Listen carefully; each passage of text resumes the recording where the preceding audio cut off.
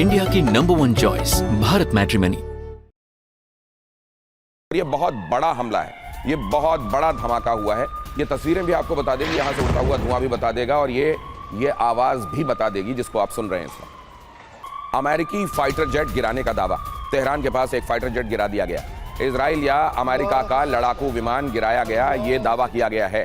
तो ये अगर ऐसा है तो आप कुवैत में अगर देख लें कि किस तरीके से, हालांकि फ्रेंडली फायर कह के ऐसा लगता है कि फेस सेविंग की गई अमेरिका की तरफ से, लेकिन वो भी एक बड़ा डेंट था।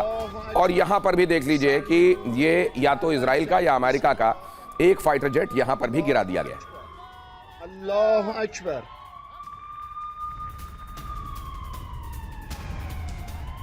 और रहमान रहीम। अल्लाह अकबर, अल्लाह अकबर। अब अगली खबर, इजराइल के हमलों के बाद लेबनान में दहशत है। लेबनान में सुरक्षित स्थानों पर भागते दिखाई दे रहे हैं लोग। दोनों ही तरफ से कहां अटैक और काउंटर अटैक कहां हो रहे हैं और वहां क्या स्थितियां हैं, एक के बाद दूसरी खबर मैं आपको ये बताता जा रहा हूं। साथ में ये डिस्कशन भी हमारा लगातार चल रहा है कि अमेरिका और इजराइल ने क्या इस समय हमला करके एक स्ट्रैटेजिक मिस्टेक की है, ब्लंडर किया है, या उनकी प्लानिंग एकदम सही है और आने वाले दिनों में दुनिया को यह पता चल जाएगा। अगली खबर की तरफ ले चलता हूं। ईरान समर्थित प्रॉक्सी ग्रुप का हमला, इराक के कुर्दिस्तान पर ड्रोन अटैक। यहां ड्रोन अटैक की तस्वीरें आपके सामने। ईरान समर्थित प्रॉक्सी ग्रुप, ये भी बहुत एक्टिव हैं।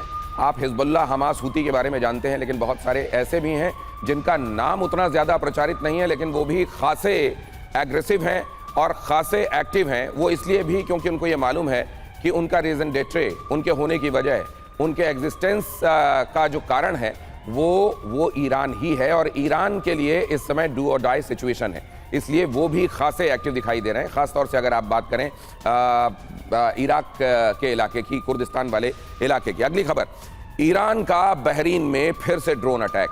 अमेरिकी बेसिस पर शाहिद 136 ड्रोन से अटैक। अमेरिकी बेस में ड्रोन अटैक से तबाही। ड्रोन से अटैक की तस्वीरें यहां पर देखिए। तो न सिर्फ ईरान की मिसाइलें, बल्कि यहां पर आप देखिए उसके शाहिद 136 जो कि इतना खतरनाक वॉर जोन में साबित हुआ, खासतौर से जब से ये ड्रोन टेक्नोलॉजी इंट्रोड्यूस हुई है कि टर्की और ईरान, इनके ही ड्रोन पूरी दुनिया में चर्चा में रहे। और रशिया यूक्रेन वॉर के समय भी रशिया को ये ड्रोन भेजा गया, जिसको अब खुद रशिया भी अपने यहाँ प्रोड्यूस करने लगा, उसका प्रोडक्शन वहां भी होने लगा है।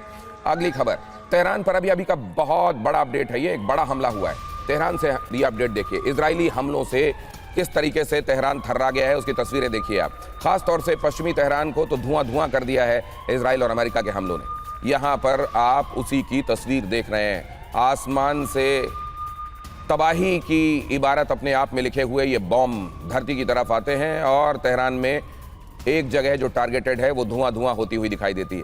नेक्स्ट दिखाता हूं आपको, ये देखिए जरा, ईरान के बाना शहर पर आईडीएफ का हमला हुआ है।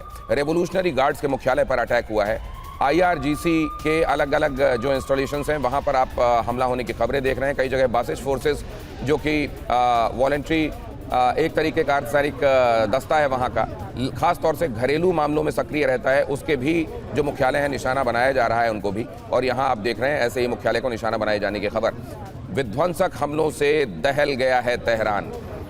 IRGC के ठिकानों पर बारूदी प्रहार हो रहे हैं। इजरायली हमलों में काफ़ी नुकसान हुआ है और वो मैं आपको लगातार बता रहा हूं कि न सिर्फ उनके रेजिडेंशियल कॉम्प्लेक्सेस को निशाना बनाया जा रहा है, ऑफिसर्स और जो वहां के सैनिक हैं, बल्कि उनकी जहां पर टुकड़ियां हैं, जहां उनके इंस्टॉलेशंस हैं, वहां पर भी उन एस्टेब्लिशमेंट्स को निशाना बनाया जा रहा है, एयरमार्क किया जा रहा है और वो एक के बाद दूसरा निशाना बन रहे हैं। तो क्या ये जो कहा जा रहा है कि विरासत एक से दूसरे को जाती रहे, पेटर्न एक से दूसरे को पास होती रहे और ये नॉन एंडिंग प्रोसेस है, ये अगर नॉन एंडिंग माना भी जाए तो इसकी जिंदगी कितनी होगी? 1 हफ्ते, 2 हफ्ते या उससे ज्यादा? ये जनरल सुधाकर, आप इसको कितना लंबा, क्योंकि ये तो मानकर चला जाए, देखिए अमेरिका और इजराइल से पार पा लेगा ईरान, ये नहीं लगता, लेकिन इसको कितना लंबा खींच लेगा ये भी उसकी उपलब्धि में जाने वाला है। ये उपलब्धि, इसकी उम्र क्या देखते हैं? मेरे अंदाज से देखिए ये 3-4 चीज़ों के ऊपर डिपेंड करता है। सबसे पहला है ज्योग्राफी, दूसरा है मिलिट्री इन्वेंट्री, इनके पास कैपेबिलिटी कितना है, तीसरा चीज़ हमें देखना पड़ेगा कि ये दोनों देश के बीच में इंटरसेट डिस्टेंस है। आमतौर पे दो देशों का जो लड़ाई होती है तकरीबन ज़्यादातर आप देखेंगे कॉमन बॉर्डर होता है, तो इनके पास टैंक्स है, आर्टिलरी गन्स है, आर्मर व्हीकल है, लेकिन वो इस्तेमाल यहाँ पे नहीं कर सकते, सिर्फ स्टैंड अप जरिए से कर रहे हैं। हवाई जहाज इनके पास कम है। मिसाइल्स ज़्यादा हैं, और ये जो कामिकाजे ड्रोन जो हैं ये बहुत मात्रा में है, मेरे हिसाब के मुताबिक 86,000 से 1.5 लाख तक है। तो इनका जो सर्ज कैपेसिटी उसको कहते हैं, जो लड़ाई शुरू हो जाता है, एक डिफेंस इंडस्ट्री का जो प्रोडक्शन कैपेबिलिटी है, कम से कम समय में कॉन्फ्लिक्ट जोन का डिमांड को कैसे मीट कर पाता है। अगर आप अमेरिका इजराइल के साथ कंपेयर करते हैं, आज के दिन में ईरान का काफ़ी परसेंटेज कोएफिशिएंट 2.5% ज़्यादा है। ये हो सकता है आने वाले समय में कम हो जाए, क्योंकि जिस तरह वो टारगेट सिलेक्ट कर रहे हैं वो न्यूट्रलाइज करते जा रहे हैं। अभी डिसमेंटल नहीं बल्कि डिस्ट्रक्शन करेंगे ईरान का सारे इंफ्रास्ट्रक्चर। ये सारे चीज़ों को मद्देनजर रखते हुए, और जो कॉम्बैट रेसिडुअल पावर है, आप ह्यूमन रिसोर्स को इग्नोर करना ठीक नहीं रहेगा। ईरान के army, navy, air force number 1, number 2 IRGC के जो नुमाइंदे हैं, नंबर 3 एक पैरामिलिट्री फोर्स बाजिश फोर्स है। बाजिश फोर्स का आमतौर पे 2.5 लाख के करीब बोलते हैं, लेकिन एक्चुअली ये रिजर्विस्ट स्ट्रेंथ को बाजिश कहते हैं। करीब 25 मिलियन, ये फिगर मैं 3-4 जगह से रिसर्च करके निकाला हूं, मेरे को भी विश्वास नहीं हो रहा है। 25 मिलियन लोग ये पैरामिलिट्री ड्यूटीज में ट्रेंड है, अवेलेबल है। They can be called open to join the regular forces. ये सारी चीजों को मद्देनजर रख के सबसे तो आइसिंग ऑन द बहुत केक महत्वपूर्ण बताई है जनरल सुधाकर, मैं अपने दर्शकों के लिए रिपीट कर देता हूं।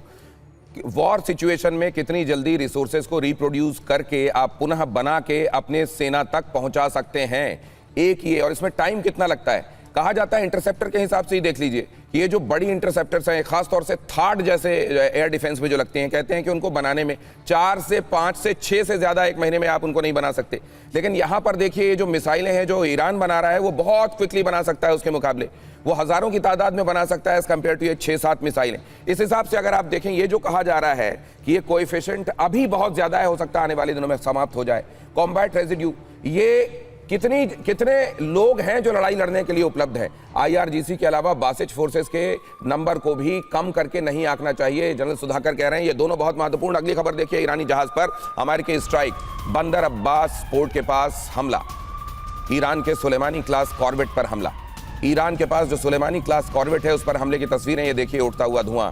और ये भी समझ लीजिए कि यहाँ पर पर्यावरण का क्या होने वाला है इस पर्टिकुलर जगह पर, स्ट्रेट ऑफ हॉर्मुज, ये जो फारस की खाड़ी है, ये जो गल्फ ऑफ लेबनान है, यहाँ क्या होने वाला है, गल्फ ऑफ ओमान माफ कीजिए, यहाँ क्या होने वाला है उसका भी अंदाजा लगाइए। अब देखिए जरा, तेहरान के अंतर्राष्ट्रीय हवाई अड्डे पर हमला। तेहरान का अंतर्राष्ट्रीय हवाई अड्डा, उस पर भीषण हमला हुआ है। इजराइल ने भीषण अटैक किया है। हमले में सैन्य और नागरिक विमान ध्वस्त हुए हैं। ये जितने बड़े इलाके में एक बार में ऐसा लगता है जैसे कारपेट बॉम्बिंग की गई हो या कोई बड़ी मिसाइल फायर की गई है, यहाँ पर आपको ये दिखाई दे रहा है। और यहाँ से जाहिर है किसी भी तरीके की का हवाई संचालन यहाँ से बाधित हो गया है। ये बहुत बड़ा इलाका है तेहरान के मेन एयरपोर्ट का, जो कि इस समय ध्वस्त हो चुका है। इंडिया की नंबर 1 चॉइस भारत मैट्रिमनी।